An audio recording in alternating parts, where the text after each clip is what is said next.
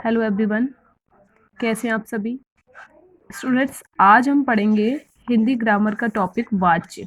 ठीक है, जिसे इंग्लिश में बोलते हैं वॉइस। ठीक है, वाच्य जो होता है, वाच्य का जो अर्थ होता है वो होता है बोलने का विषय, यानी कि बोलने का विषय द्वारा वाक्य पूर्ण होता है। ठीक है, या कह सकते हैं कि जो वाक्य हम बोलते हैं या तो वो कर्ता प्रधान होता है, या फिर कर्म प्रधान होता है, या फिर भाव प्रधान होता है। ठीक है, जैसे चित्र दिया गया है कि माँ खाना पकाती है, बच्चे द्वारा फल खाया जाता है, अध्यापिका से बच्चे पढ़ाए नहीं जाते। ठीक है, तो इन वाक्यों को पढ़ने से हमें क्या पता चल रहा है? देखिए, पहले जो वाक्य है कि पहले वाक्य में हमें क्या पता चल रहा है कि क्रिया जो है कर्ता के द्वारा हुई है, यानी कि जो काम हुआ है, जैसे खाना पक रहा है तो खाना किसके द्वारा पकाया जा रहा है? माँ के द्वारा। ठीक है, तो जो क्रिया हुई है वो किसके द्वारा हुई है? कर्ता के द्वारा। यहाँ पे जो कर्ता है वो क्या है? माँ है। ठीक है, सेकंड टॉपिक है बच्चे द्वारा फल खाया जाता है। ठीक है, तो इस वाक्य में जो क्रिया हुई है वो किसके द्वारा हुई है? कर्म के अनुसार। ठीक है, जो क्रिया हुई है वो कर्म के अनुसार हुई है।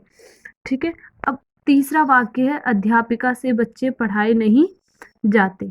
तो इस वाक्य में क्रिया का जो भाव है वो जो क्रिया है वो भाव के अनुसार प्रयोग की गई है। ठीक है, इसमें क्रिया, जैसे फर्स्ट वाक्य में था आपका क्रिया कर्ता के अनुसार, ठीक है, दूसरे में क्रिया कर्म के अनुसार, और तीसरे में क्रिया भाव के अनुसार प्रयोग की गई है। ठीक है, तो क्रिया का जो प्रयोग इस तरीके से किया जाता है वही ही वाच्य कहलाता है। ठीक है, तो इसकी जो पूरी डेफिनेशन निकल कर आती है वो यह है कि क्रिया का रूपांतरण जिससे यह पता चले कि क्रिया का प्रधान विषय कर्ता या भाव है, तो वो क्या कहलाता है? वाच्य कहलाता है। ठीक है, क्रिया के रूपांतरण से जब यह पता चलता है कि जब क्रिया का प्रधान है वो कर्ता, कर्म या भाव है, तो वहां पर क्या हो जाता है? वाच्य कहलाता है। ठीक है, अब बात करेंगे वाच्य के भेद की, यानी कि वाच्य के प्रकार की।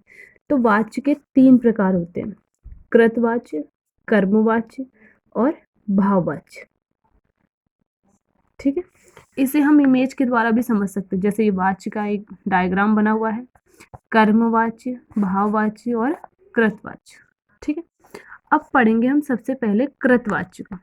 तो कृतवाच्य की जो डेफिनेशन होती है वह ये होती है कि जब वाक्य में क्रिया का प्रधान विषय कर्ता हो, या ये कह सकते हैं कि क्रिया का लिंग, वचन या पुरुष कर्ता के लिए लिंग, वचन या पुरुष के अनुसार ही हो, तो कृतवाच्य कहलाता है।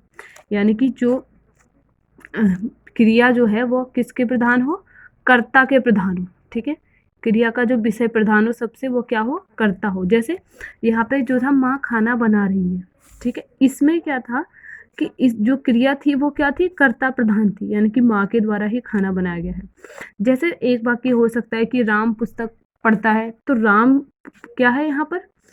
कर्ता है, और राम के द्वारा कौन सी क्रिया की गई है? पढ़ने की। ठीक है, या रीमा पुस्तक पढ़ रही है, या मैंने खाना खाया, तो जिसमें कर्ता प्रधान होता है, ठीक है, वह कृतवाच्य कहलाता है।